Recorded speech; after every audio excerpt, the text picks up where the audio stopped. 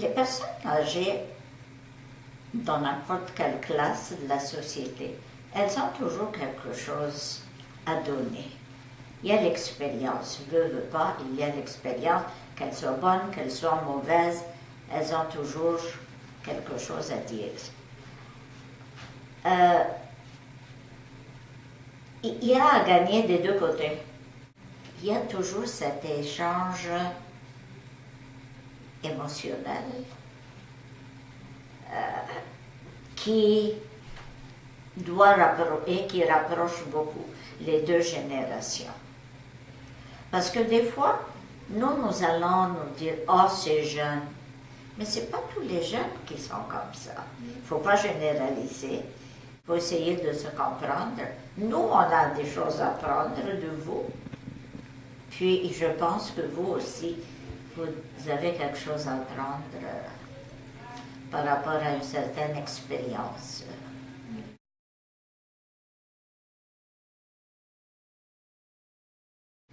La première chose que je dirais, pas de décrochage. Ça, c'est très important. Mais l'argent, c'est pas tout dans la vie. Dans la vie, il faut faire et étudier ce qu'on aime et être heureux dans ce qu'on fait. Ça, c'est le plus important.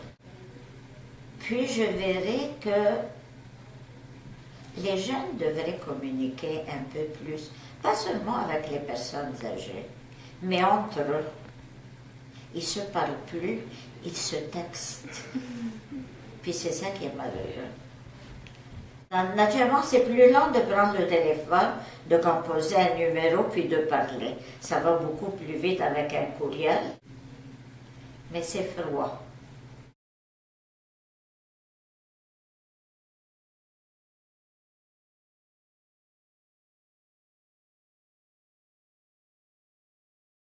Bien sûr, il y a le point de vue de l'enfant aussi. Je ne sais pas que c'est comme ça, puis c'est comme ça. L'enfant, il doit s'exprimer.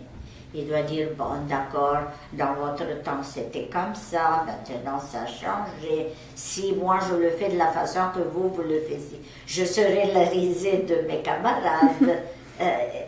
Et c'est très pointilleux, cette histoire-là. Mais, il ne faudrait pas non plus que ça rentre une oreille, que ça sorte de l'autre. Des deux côtés, chacun doit peser le pour et le contre.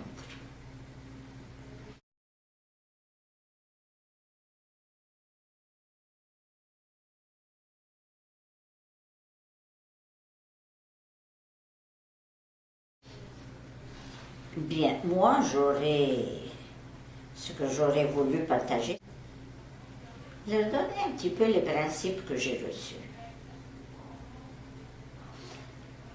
Moi, ma mère nous a élevés toute seule parce que mon père est mort, moi j'avais 9 mois. Ma mère avait 36 ans, elle était veuve avec 7 enfants. Elle nous a bien élevés, elle a été toujours bien éduquée. Et c'est ce que j'aurais aimé transmettre à mes enfants, transmettre à mes neveux, mes nièces. Moi, ça a été un choix de ne pas vouloir d'enfants. Mais j'ai beaucoup de neveux, beaucoup de nièces. Puis des fois, je discute et je me dis, mais voyons, pourquoi est-ce qu'ils pensent comme ça? Moi, j'avais dit à ma nièce, mais oui, mais le petit, il se sent mal. Il ne devrait pas manger telle chose, par exemple. Ah, c'est à sa mère de décider. Moi, ça m'a fait quelque chose, parce que je dis, mais c'est son petit-fils. Si l'enfant il aggrave sa maladie, je suis sûre qu'elle va être très chagrinée. Mais pourquoi ne pas se mêler? Pourquoi ne pas dire à sa fille, par exemple, mais tu sais, il ne devrait pas. Alors, il y a une certaine crainte que les grands-parents ont envers leurs enfants, que s'ils s'immiscent dans leur vie, ça va créer un froid, ça va créer un fossé. Mais il ne faudrait pas que ce soit ça.